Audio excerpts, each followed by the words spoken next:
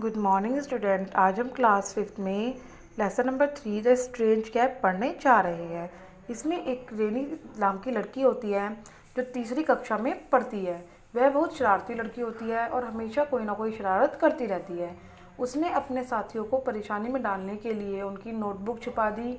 उसने सीमा द्वारा बनाए गए सुंदर चित्र यानी कि जो सुंदर चार्ट पर चित्र बनाया उसने उस पर स्याही गिरा दी, क्योंकि वह उसके साथ रूड थी घर पर। उसने बदला लेने के लिए इस तरीके से बिहेव किया उसके साथ। उसने अपने छोटे भाई को पिंस्ट किया और उसे तंग किया और उसे रुला दिया। हालांकि वह एक सुंदर बुद्धिमान लड़की है, लेकिन वो शरारतें बहुत करती है। हालांकि वह एक सुंदर बुद्धिमान लड़की थी, उसके माता पिता और उसके शिक्षक जो थे उसके इस मजाक के कारण उससे नाराज़ होते थे।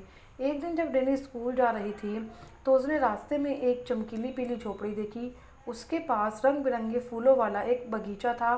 फूलों से मोहित रेनी ने दरवाज़ा खटखटाया और अंदर चली गई। झोपड़ी में एक बूढ़ी औरत थी जिसने उसको एक आकर्षक टोपी दी, कैप दी।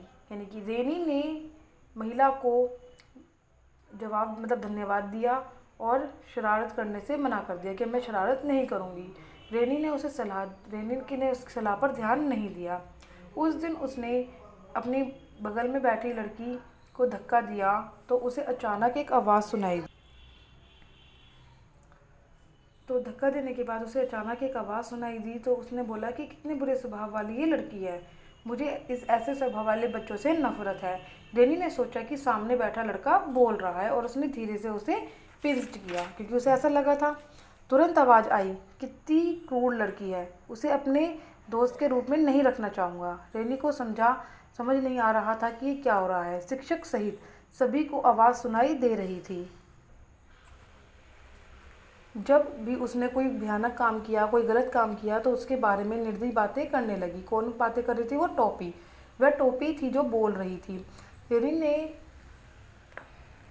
अच्छा बनने का मन बना लिया और उसने अपने शिक्षकों को प्रस्तुत करने के लिए एक साफ सुथरा निबंध लिखा और उसके शिक्षक उससे प्रसन्न हुए और उसे तुरंत एक स्टार दिया।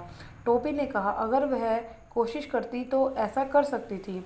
वह बहुत आलसी है। तो कोशिश करने के लिए रेनी अब रोने लगी और उन सभी शरारतों के लिए खेद महसूस करने लगी जो उसने पहले की थी।